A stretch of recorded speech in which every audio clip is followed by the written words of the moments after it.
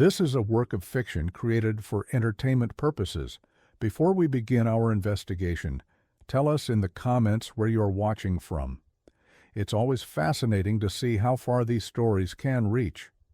In my years documenting obscure cases from America's past, few have lingered in my mind, quite like what transpired on a remote hillside in Western Virginia during the winter of 1913. The events I'm about to share came to light through a collection of correspondence and municipal records I discovered while researching land disputes in Boone County. What began as routine archival work evolved into something far more unsettling. The hill itself stands about 7 miles northeast of Madison, accessible then only by a narrow dirt road that wound through dense oak and hickory forests. Local maps from that period show the area as largely uninhabited, with scattered homesteads claiming parcels of rocky, sloped terrain unsuitable for serious farming. The land had changed hands multiple times since the 1870s, each owner staying no more than a few years before moving on. Property records offer no explanation for this pattern, listing only standard sales with unremarkable prices. In March of 1912, a widower named Virgil Ashmont purchased 43 acres on the hill's western face. Ashmont was 51 years old, a former railroad surveyor from Wheeling who had lost his wife to typhoid fever the previous autumn. County records indicate he paid in full, cash transaction, and took possession that same month. Those who remembered him from Madison's general store described a quiet man, methodical in his purchases, always polite but never lingering for conversation. What drew Ashmont to such an isolated location remains unclear. The property included a 2-story frame house built sometime in the 1880s, weathered but structurally sound according to the surveyor's notes attached to the deed. The house sat roughly 300 yards from the road, positioned on a small plateau that offered a view of the valley below. A hand-dug well provided water, a small barn listing slightly to one side, completed the structures. Ashmont made few modifications initially. A hardware ledger from Madison shows he purchased standard supplies through the spring and summer of 1912. Nails, lamp oil, basic tools. He hired no workers initially, managing the basic maintenance himself. Neighbors were scarce. The nearest homestead belonging to the Mercer family, nearly 2 miles south along the same ridge. They reported seeing smoke from Ashmont's chimney regularly, occasionally spotting him on the road when he made his infrequent trips to town. The first indication that something had shifted came in November 1912. The postmaster in Madison noted that Ashmont began receiving unusual deliveries. Heavy crates arrived by freight wagon from Roanoke, requiring special handling. When asked about the contents, Ashmont mentioned only supplies for a personal project. The postmaster recalled the weight of the crates, how it took 2 men to load them onto Ashmont's wagon. Around this same period, Ashmont hired a carpenter from Madison to help with what he described as construction work. The carpenter, a man in his 30s named Silas Drummond, worked on Ashmont's property for 3 weeks in late November and early December. Just a quick reminder, you are listening to this story on the channel, The Fear Behind You. If you are hearing this from any other channel, please be aware that this video has been copied and reposted without my authorization. In that case, I kindly ask you to report it. Thank you for supporting original content. According to a notarized statement Drummond provided years later, the work involved extensive modifications to the house's interior. Ashmont had Drummond remove walls on the second floor, creating a single, large room. They reinforced the floor joists with additional timber. Ashmont was particular about measurements, checking everything twice, making adjustments Drummond couldn't understand the purpose of. The crates delivered earlier contained metal brackets, chains, and what appeared to be components for some kind of pulley system. When Drummond asked what the room would be used for, Ashmont offered only that he was building something to help him preserve important records. Drummond noted that Ashmont rarely spoke beyond giving instructions, took his meals alone, and seemed to work late into the evenings. On several occasions, while finishing tasks in the lower rooms, Drummond heard Ashmont upstairs, speaking in a low voice, though no one else was present. The work concluded in mid-December.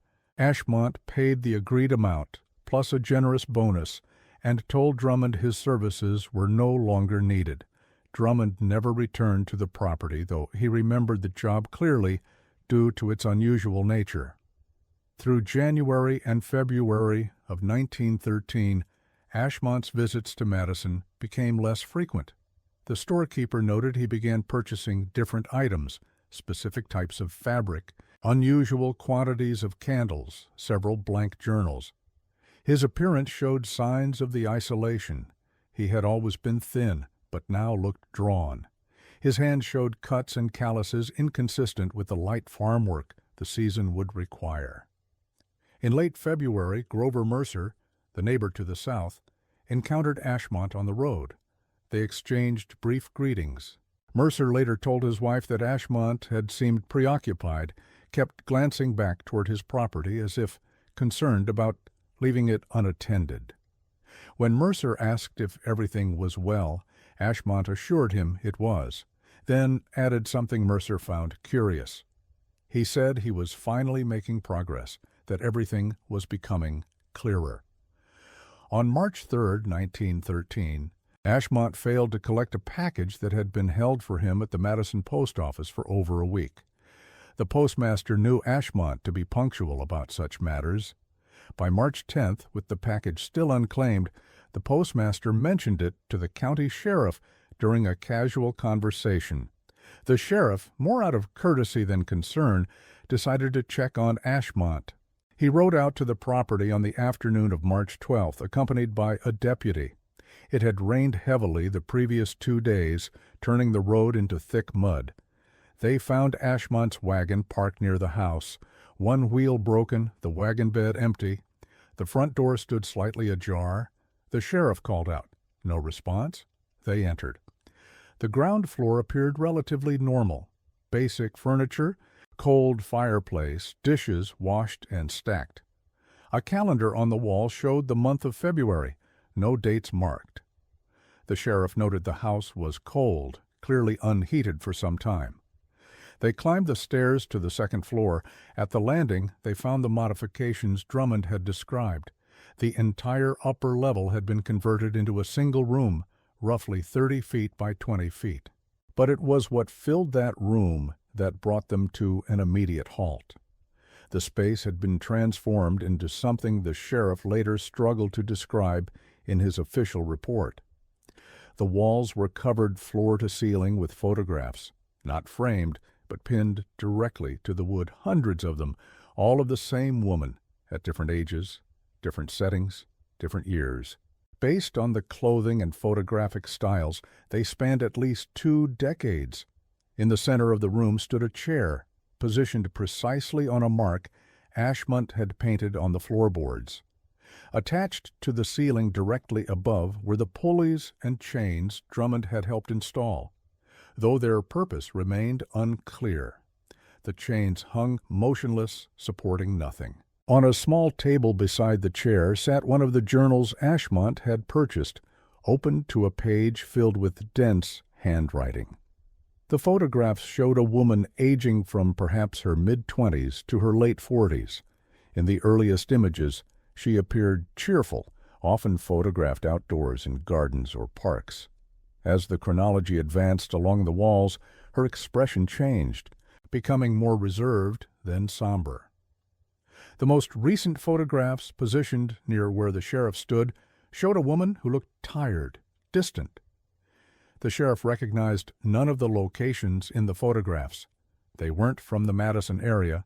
The backgrounds suggested more urban settings, structured gardens, city streets, studio portraits with elaborate backdrops. The journal entry, dated February 28, 1913, consisted of a single paragraph written in a careful, steady hand. Ashmont described making what he called final adjustments to the room's arrangement. He noted that the angles were now correct, that the distance between the chair and each photograph matched his calculations. He wrote that when he sat in the chair and closed his eyes, he could reconstruct entire afternoons, hear her voice as clearly as if she were present. He ended by stating that he had one more modification to make, something that would perfect what he'd been building. But the journal offered no details about this final modification, and the room showed no obvious recent changes beyond the photographs and the chair. The sheriff searched the rest of the house. In Ashmont's bedroom, he found clothes neatly folded, a bed made with precision, nothing disturbed. In a small desk drawer, he discovered correspondence between Ashmont and a woman named Ida, postmarked from Wheeling between 1889 and 1911. The letters were affectionate, domestic, the ordinary exchange between a long married couple. The final letter, dated October 1911, was from a hospital, informing Ashmont that Ida had passed during the night.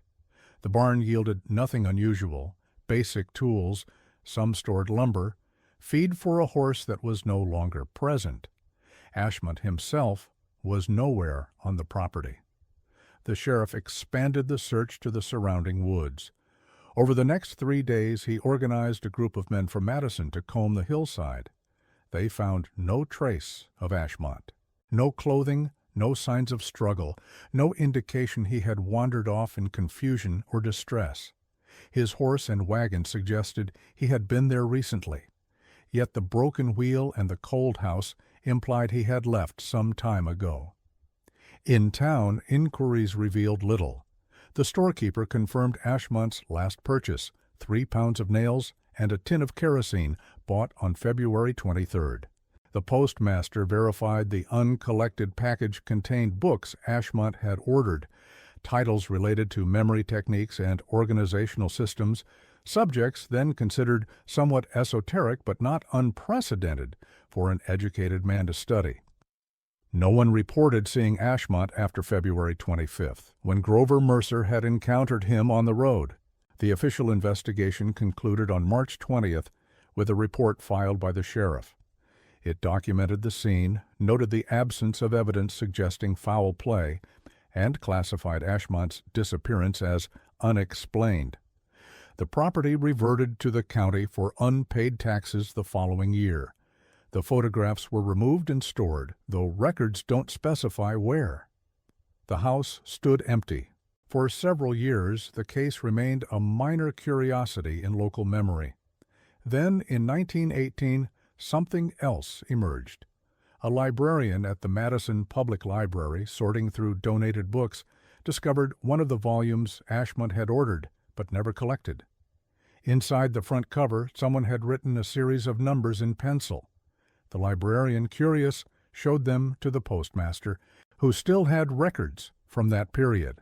The numbers corresponded to specific dates: dates when Ashmont had made purchases, dates when deliveries arrived, dates that appeared throughout the journals found in his house. But they also corresponded to something else.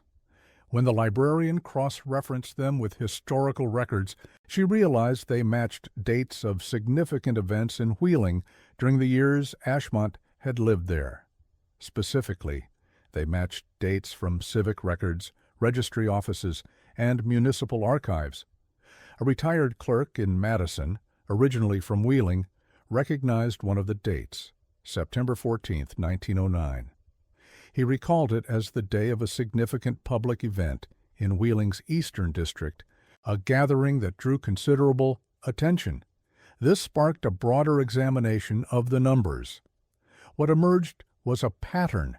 Each date Ashmont had marked corresponded to documented public events, civic occasions, or notable gatherings, and while records from that era were incomplete, where they did exist, they frequently mentioned the same streets, the same neighborhoods where Ashmont and Ida had lived. The clerk made a request to the city archives in Wheeling. The response, arriving several months later, due to the disruptions of the war, confirmed something the clerk had suspected. Many of these dates also appeared in personal records, event announcements, and social notices from the period when Ashmont and his wife had been active in the community. Among the archive notes was a reference to Ida's involvement in various civic activities, her participation in community events, her presence at gatherings throughout the neighborhoods where they'd lived. The notes mentioned Virgil attending these occasions with her, often mentioned together in social columns of local newspapers. This context reframed what the sheriff had found in that second-floor room. Ashmont hadn't been creating a simple memorial. He had been attempting to reconstruct something, a systematic record of their shared experiences, moments they'd witnessed together, places they'd been as a couple. Why? The question remained unanswered until 1923. That year, a lawyer settling an estate in Wheeling contacted the Madison County clerk. The estate belonged to a distant relative of Ida Ashmont, who had recently died. Among the effects was a letter written by Virgil Ashmont, dated January 1912, never mailed. In it, Ashmont described his decision to leave Wheeling. He wrote that remaining in the city had become unbearable, that every street corner, every building, every familiar location reminded him of Ida's absence.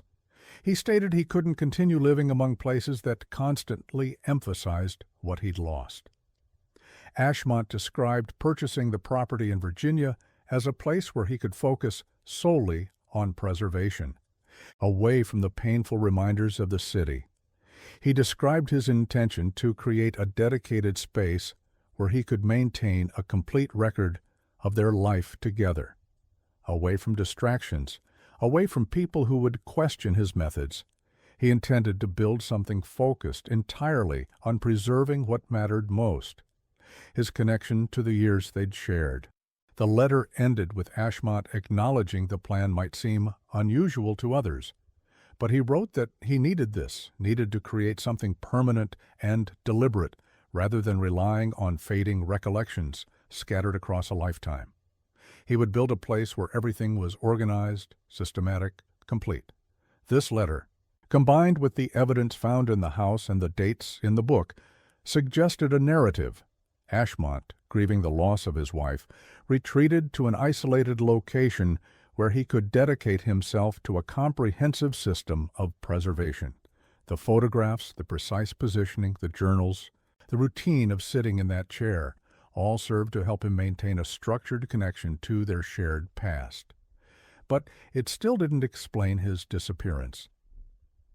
In 1928, a survey crew working on a proposed road extension through the area made a discovery in a ravine approximately a quarter-mile from Ashmont's property. They found partial skeletal remains, weathered and scattered by animals over the years. A few scraps of fabric suggested clothing consistent with the era. No personal effects remained that could provide definitive identification.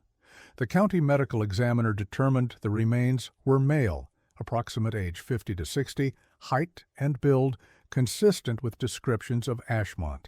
Cause of death couldn't be determined after so many years of exposure to the elements. The location suggested a fall, possibly during winter, when ice would have made the terrain treacherous. The examiner's report noted one detail. The remains were found at the bottom of a steep section of the ravine, a place not visible from the main road or from Ashmont's property. It would be easy to miss, especially in poor weather or fading light. The conclusion drawn was straightforward. Ashmont had ventured out in late February or early March of 1913, possibly seeking something in the woods or attempting to reach town despite difficult conditions. He had lost his footing on the icy slope. Given the remote location and the weather that season, his body had simply never been found during the initial search. The case was officially closed, but certain details continued to trouble those who examined it closely. Silas Drummond, the carpenter who had helped with the modifications, gave another statement in 1929 after learning of the remains. He mentioned something he hadn't included in his original account, something that had seemed insignificant at the time. On his last day of work, he had gone to the second floor to gather his tools. Ashmont was standing in the center of the room, in the exact spot where the chair would later be placed. He was speaking, voice barely audible, reciting what sounded like descriptions.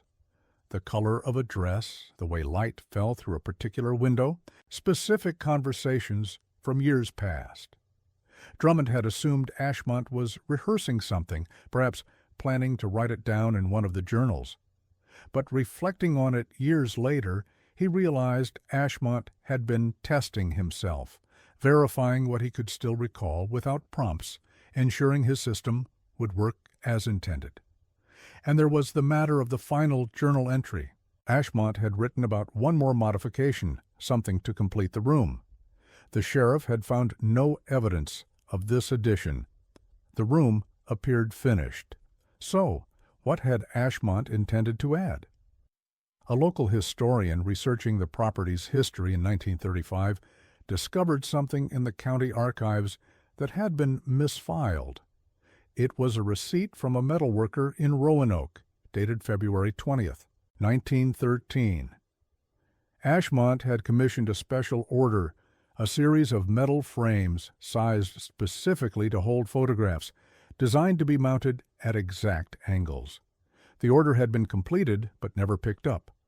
Ashmont had planned to refine the photograph arrangement further to position each image at a calculated angle relative to the chair. Whether this was based on some theory about visual organization or simply his own developing system remained unclear. What was clear was that he had run out of time. The ravine where the remains were found lay in the general direction of the main road to Madison. If Ashmont had been traveling to collect that order to complete his project, he would have passed somewhere in that vicinity. Winter conditions in early March could have been severe. A man preoccupied with his thoughts, focused on the modifications he planned to make, might easily miss his footing on an icy slope. But some who studied the case noted another possibility.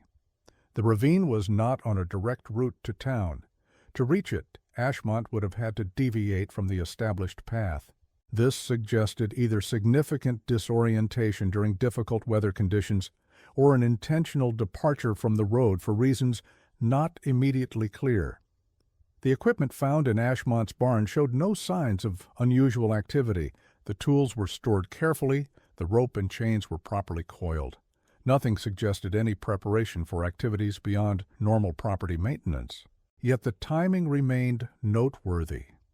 He disappeared at precisely the moment when his project neared completion, when he was about to make what he called the final modification. And the location of the remains, in a place that required a specific deviation from any logical path, introduced an element that didn't align perfectly with the conclusion of simple accidental death during travel. In 1942, a researcher from the University of Virginia published a brief paper examining historical cases of individuals who had developed elaborate systems for organizing personal records and memories. Ashmont's case featured prominently. The researcher noted that such systems, while potentially providing structure and purpose during periods of grief, often became increasingly complex over time.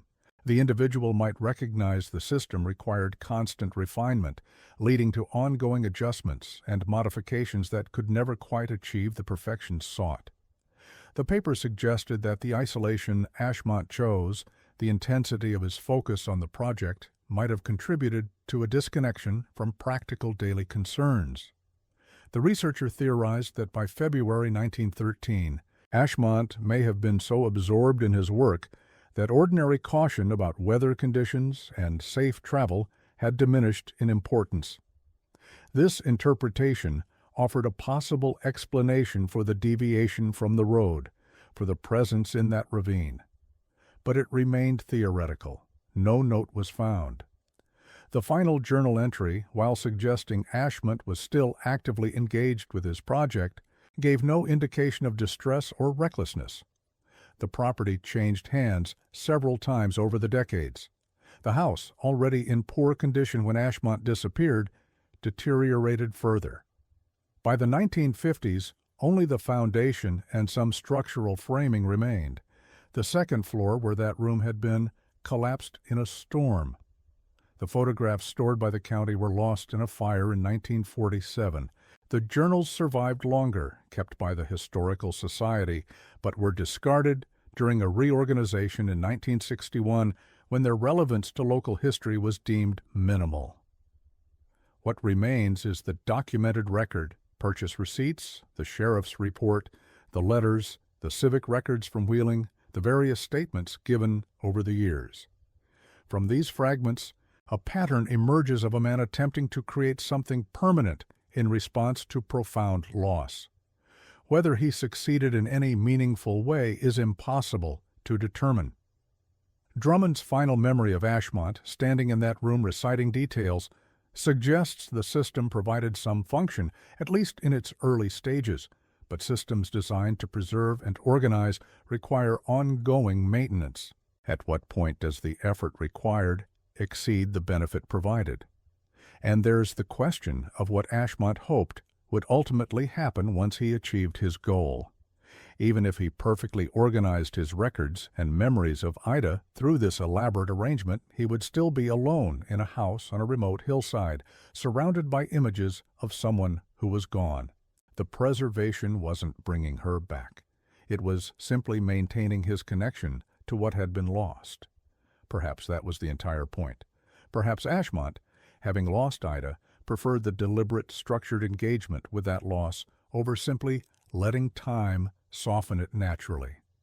The room became a choice: actively maintain awareness of what mattered, or let it gradually fade into the background of continuing life. In 1968, the last investigation related to the case occurred.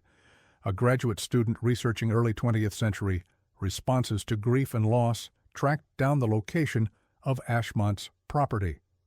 The house was gone. The well had been filled, the land had reverted to woods. She spent an afternoon walking the area, locating the approximate position where the house had stood, based on old survey maps. She noted in her research journal that the hillside was quiet, isolated in a way that felt deliberate rather than accidental. She could understand why someone seeking privacy for a personal project would choose it. But she also wrote that the isolation felt complete, that she couldn't imagine living there alone for months, especially while engaged in such an emotionally intensive undertaking. Standing where Ashmont's second-floor room would have been, looking out over the valley, she tried to imagine what he had experienced each day when he sat in that chair. The view wouldn't have changed. The same trees, the same distant ridge, the same sky. But for Ashmont, the exercise wasn't about the present view. It was about using the photographs and the journals and the precise angles he'd calculated to construct something that existed only in organized recollection. The student's research was never published. She moved on to other topics, and Ashmont's case became another archived curiosity, occasionally referenced in papers about historical responses to loss, but largely forgotten. In my own research, what struck me most wasn't the elaborate nature of Ashmont's project, or even the mystery of his exact fate. It was the underlying question the case presents: what are we willing to build to preserve what matters to us? Ashmont chose isolation, dedicated focus, the transformation of his living space into a structured monument to shared experiences. He invested months of effort into a system that, even if it worked exactly as planned, could only maintain connection to something that was fundamentally in the past. Was this an act of devotion or of avoidance? Both, probably. The line between honoring someone's importance in our life and being consumed by their absence is not always clear. Ashmont's letters to Ida, found in his desk, showed genuine affection. His dedication to their shared history demonstrated commitment. But the room on the second floor suggested something that had moved beyond healthy remembrance into territory that isolated him from any possibility of establishing new connections or purposes. The fact that he disappeared while apparently still engaged with his project adds complexity. If he had simply abandoned the property, left it behind, We might interpret that as acceptance, an acknowledgement that the system couldn't ultimately provide what he sought. But he was found, presumably, having fallen in a ravine while possibly traveling to collect materials for further improvements. This suggests someone still committed, still believing in the value of refinement, or it suggests someone who had become so absorbed in the project that basic awareness of weather conditions and safe travel had become secondary concerns. What we know for certain is limited. A man lost his wife. He created an elaborate system to preserve their shared history. He disappeared. His remains were possibly found. The house is gone, the photographs are gone, the journals are gone. What persists is the pattern, the documented behavior, the choices he made, and perhaps that's its own form of preservation. Ashmont wanted to maintain a specific organized record of Ida to keep their history vivid and accessible. Instead, what remains vivid is Ashmont himself, not the railroad surveyor from Wheeling, not the husband who participated in civic life, but the solitary figure in the house on the hill, surrounded by hundreds of photographs, sitting in a precisely positioned chair, working to preserve. Whether that would have satisfied him is another question we can't answer. The hillside where his property stood remains largely unchanged. The road that wound through those woods is now paved. The area has seen some development, though not extensive. Hikers occasionally pass through, unaware of what transpired there over a century ago. The ravine where the remains were found is unmarked. There's no historical plaque, no monument, nothing to indicate that anything of note happened in this particular stretch of Virginia hillside, and maybe that's appropriate. Ashmont chose that location for its isolation, its distance from observation. To mark it now, to draw attention to it, would contradict what he was seeking, a private space for a private endeavor, a place where he could work without interruption or judgment. Still, I think about that room sometimes, about the hours Ashmont must have spent arranging and rearranging those photographs, measuring angles, testing positions, about the moment when he sat in the chair for the first time after completing the installation and closed his eyes, trying to reconstruct an afternoon from years earlier. Did it work? Could he access those memories more clearly? Did the system provide what he hoped, even temporarily? Or did he sit there and realize that all the photographs, all the precise positioning, all the careful documentation couldn't actually restore what was gone, that organized records, even reinforced and prompted and carefully maintained, are still just records, not the thing itself, not the person, not the moment? If he did realize that, what happened next? Did he accept it and continue anyway, finding value in the process, even if the ultimate goal remained out of reach? Or did that realization contribute to whatever happened in early March of 1913? The sheriff's report includes a detail I haven't mentioned yet. When he first entered the second-floor room, before he noticed the photographs, before he saw the chair and the journals, he was struck by the smell, not decay or neglect, but candle wax. The room had been recently lit by dozens of candles, their wax pooled on surfaces throughout the space. For a man focused on systematic organization, on clarity and precision, why work by candlelight instead of the more reliable lamp oil he regularly purchased? Unless the lighting itself was part of the system. Unless the specific quality of light, the shadows, the flicker, were meant to evoke something from the past, to help trigger specific recollections. Photographs viewed by candlelight look different than those seen by daylight or by lamplight. The contrast increases, details recede, faces can seem almost animated in flickering light. Was Ashmont trying to recreate not just the content of memories, but their atmospheric quality? And if so, how specific had his system become? How many variables was he attempting to control to achieve the exact reconstruction he sought? The more I examined the case, the more questions emerged. And perhaps that's the real value of studying it.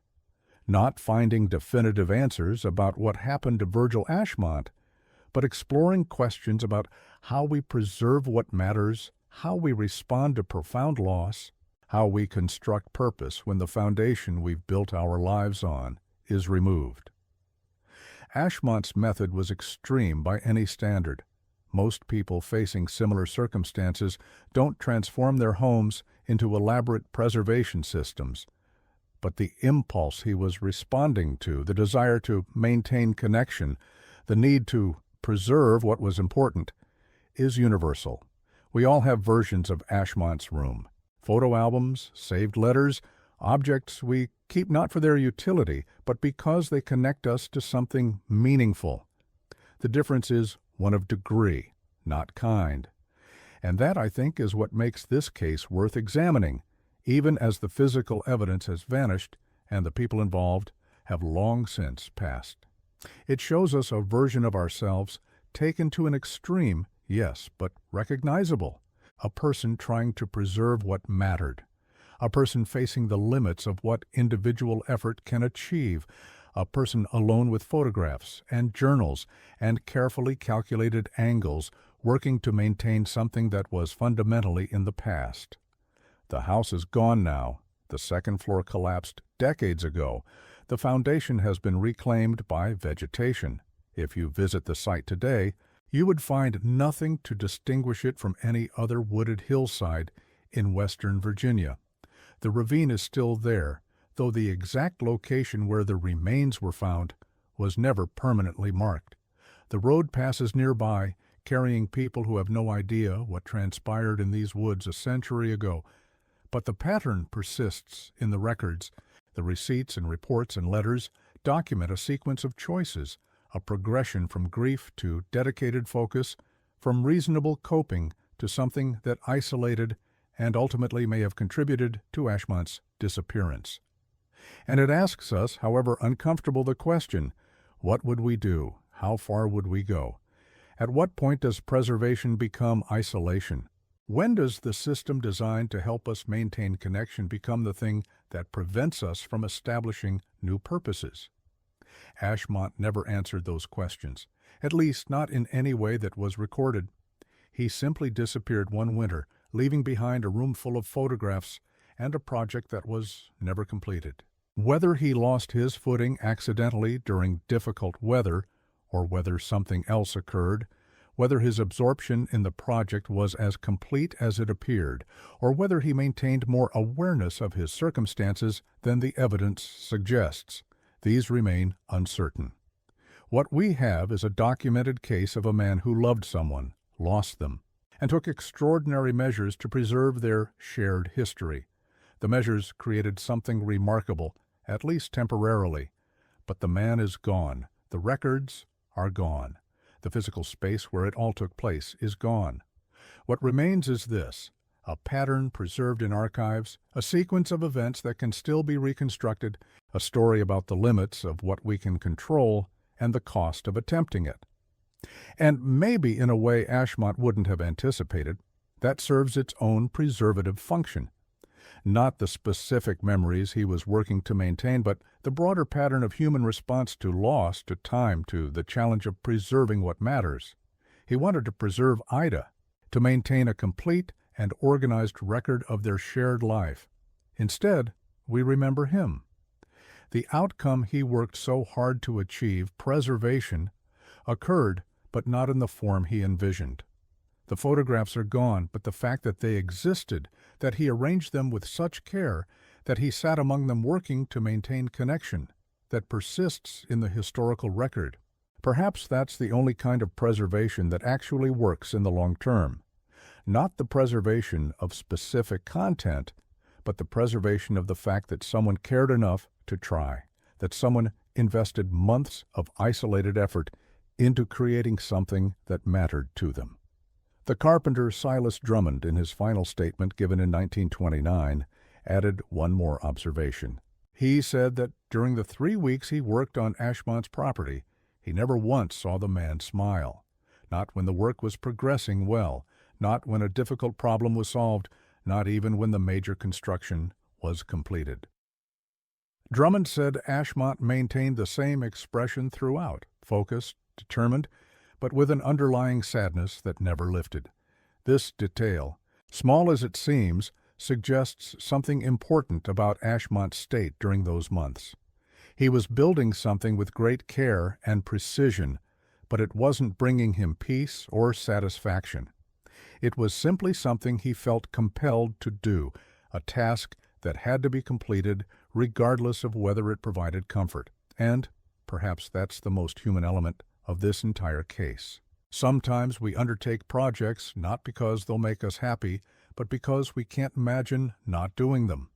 The alternative, accepting the loss, moving forward without the structure of purpose, feels impossible.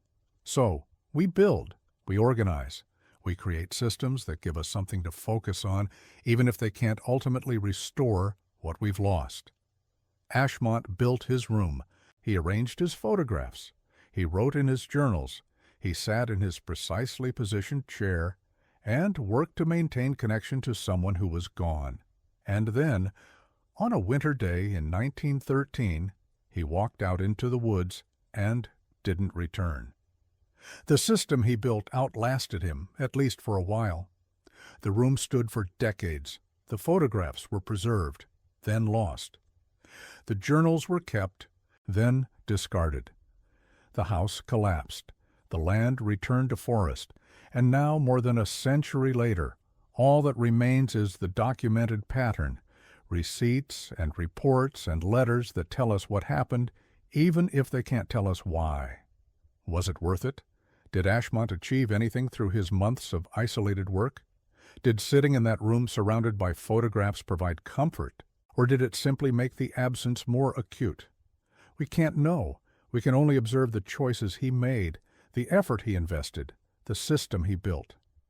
And we can recognize, perhaps uncomfortably, that the impulse driving those choices exists in all of us.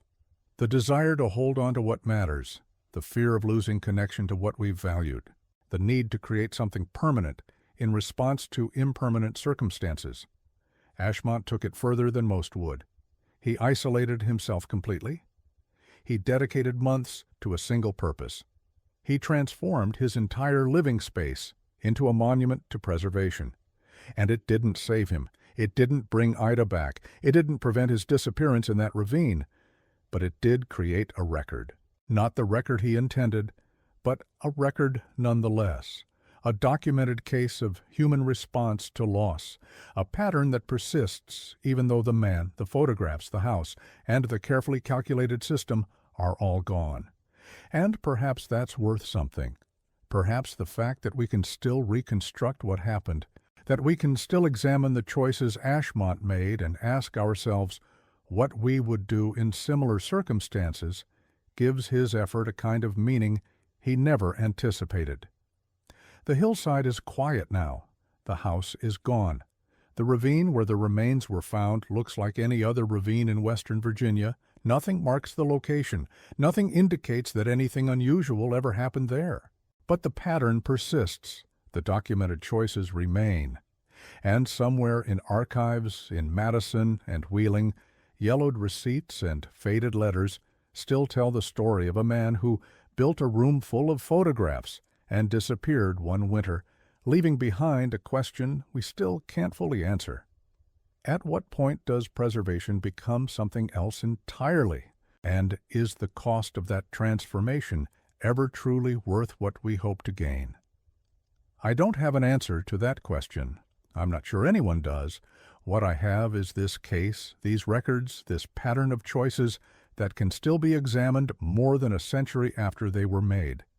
And I have the knowledge that somewhere in western Virginia, on a hillside that looks like countless others, something remarkable once existed, a room full of photographs, a chair positioned with mathematical precision, a man sitting alone, eyes closed, working to preserve what mattered most to him. It didn't last.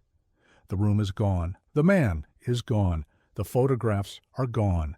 But the fact that it existed, that someone cared enough to build it, to dedicate months of isolated effort to its creation, that remains preserved not in the physical artifacts, but in the documented pattern of human choice and consequence.